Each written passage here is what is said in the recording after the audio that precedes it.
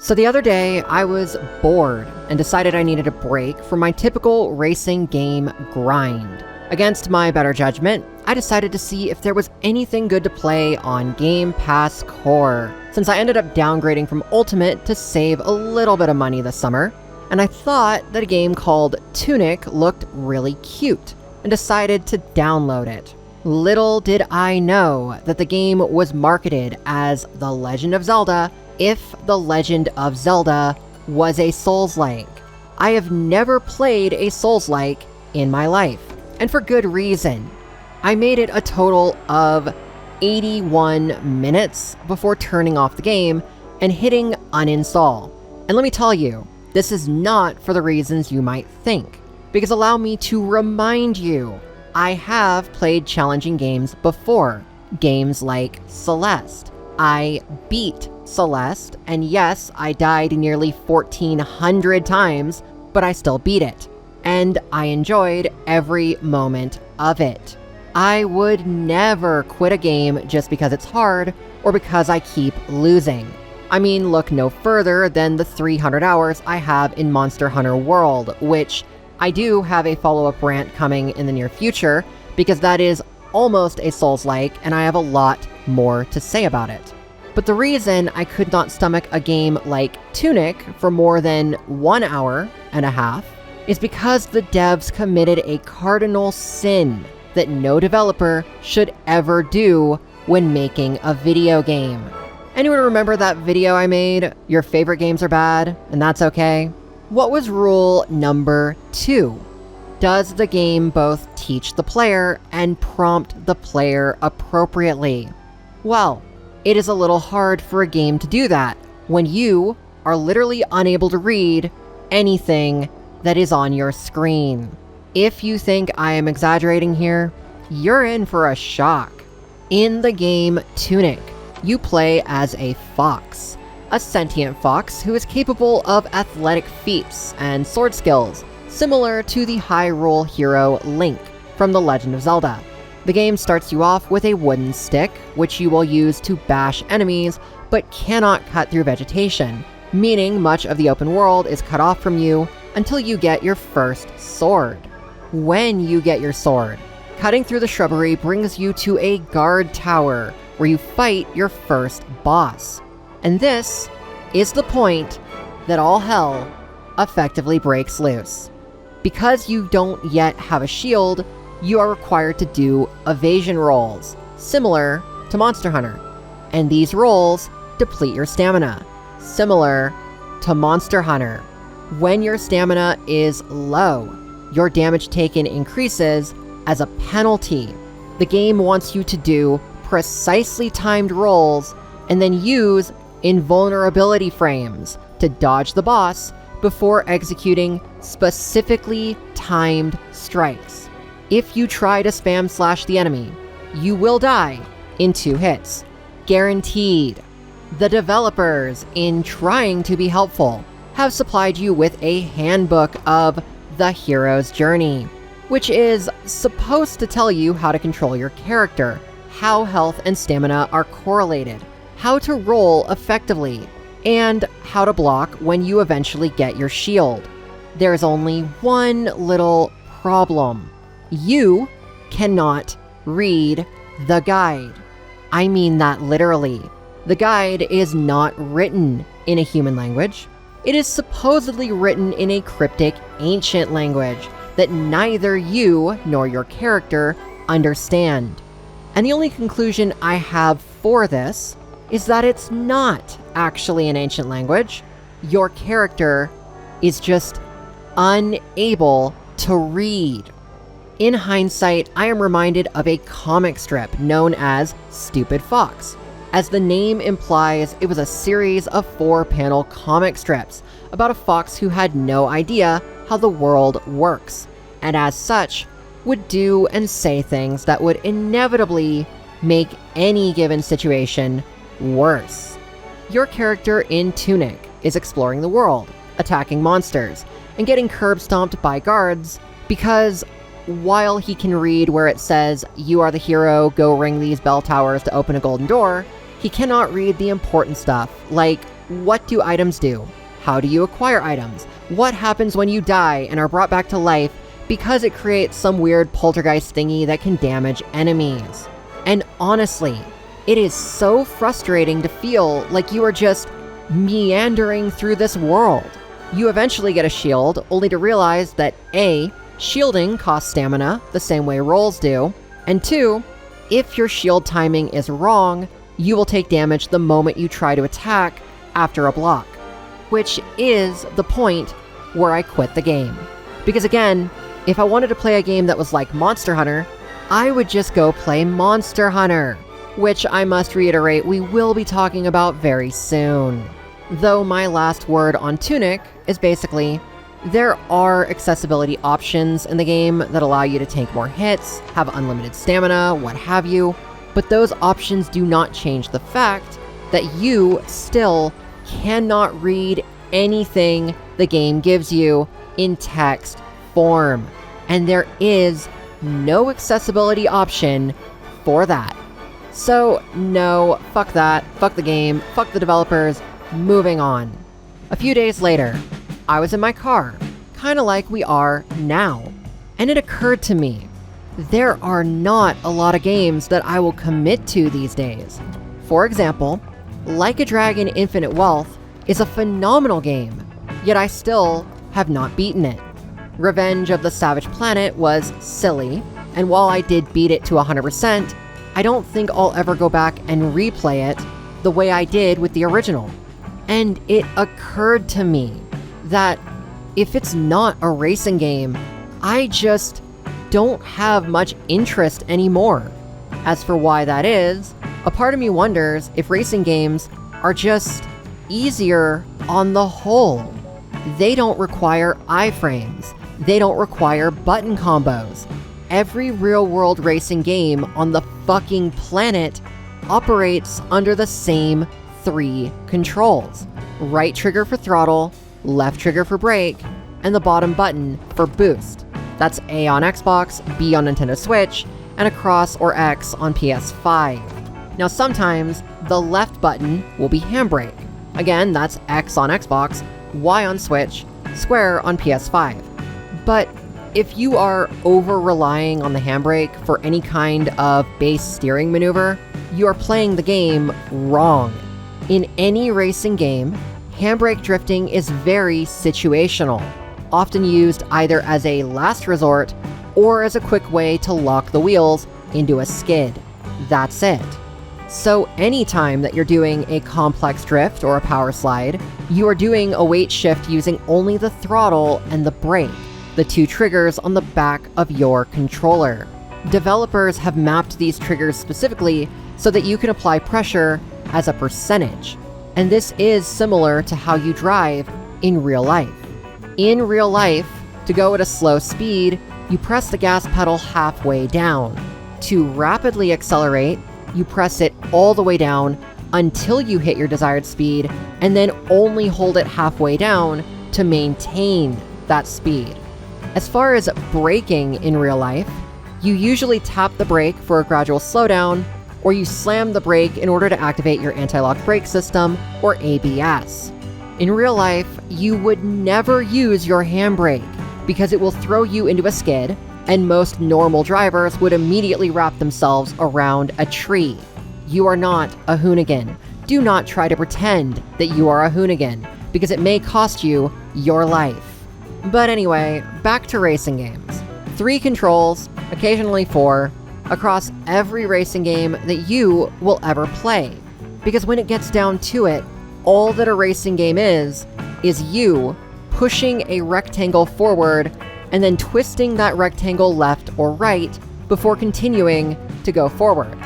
In fact, if you look at the visuals of any non-free roam racing game, something like Burnout Revenge or Gran Turismo 4, you'll actually notice that areas to your left and your right may have little to no depth to them. Like, if you have some time later, go pull up a random Gran Turismo 4 video, any video. If you focus for long enough, you will notice that the car is basically a rectangle twisting left or right, but the world around the car is what's actually moving. The environment is twisting clockwise or counterclockwise relative to your forward-moving rectangle. Once you see this, you can never unsee it. The devs realized early on that you do not need to render 3D objects in the background if the player is never going to see the backside of said object. It's especially hilarious when it's people because they look like cardboard cutouts on the side of the road. Now that being said, free roam games cannot get away with this because, well, you can go behind objects and see the backsides of them. So every object has to be rendered in 3D, no exceptions. Though, on the other hand, the technology is so much better these days that you can get some rather impressive panning shots with built-in replays and such. While older games like Gran Turismo 4 also had replay modes, the camera angles were, as expected, a lot more fixed and narrow in their focus. And yet, even in a modern racing game, when you are actually behind the wheel, you are going to get into that very same mindset of your car is not what's moving. The world around you is what's moving. If this sounds neuroatypical, maybe it is, but hear me out. When you're driving like this, in cockpit view as it is often called, your steering wheel remains in the same position on the screen at all times, meaning your FOV is fixed for the entirety of the race. Vehicles and objects will come in from the sides before appearing relatively in front of you, or they will disappear to your sides in an isometric or V pattern. What this means in practice is, when you turn, the world moves in the opposite direction, and then you go straight into whatever happens to be in front of you. Hopefully that something happens to be more road and not a guardrail or a lamp post. So, every curve and every corner in every racing game can be conquered by understanding that you need to start turning, and then stop turning, and then just keep going forward. So you may turn 30 degrees, or 45 degrees, or 90 degrees, or even 180 degrees. But as you come out of any of these turns, you are just a rectangle going in a straight line. The only time that you really mess up in a racing game is when your field of view pans instead of rotating.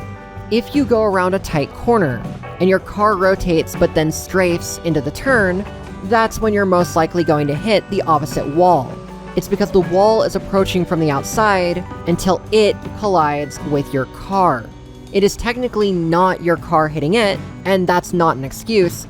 Your car can only hit whatever is directly in front of it because it's going in a straight line. Do you get the idea? And every racing game that has ever existed can be played in the exact same way because they all use this kind of mechanic. It doesn't matter what you are racing, what terrain you're racing on, or how technical the track happens to be. The fundamentals are all the same. Thank you for coming to my TED Talk. Okay, but seriously, what does this mean for a player, and how does it make every racing game easy? If you have a car that understeers, it basically rotates more slowly than a car that oversteers. So in the same amount of time that one car would rotate 45 degrees, your car might only rotate 30 degrees. But you are still going in a straight line the entire time. So when the world rotates counter to you, you are approaching an object in front of you faster than it can rotate to the side of you, meaning you will hit the object. But let's talk about the opposite problem. Let's say that you oversteer. So one car rotates 45 degrees, but your car rotates 60 degrees.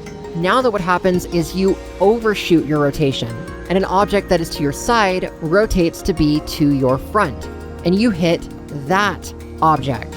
If you want to be perfect or have a perfect racing run, then ideally your rotation will match the rotation of whatever road you are on. That means turning 45 degrees into a 45-degree curve, or 90 degrees into a 90-degree curve.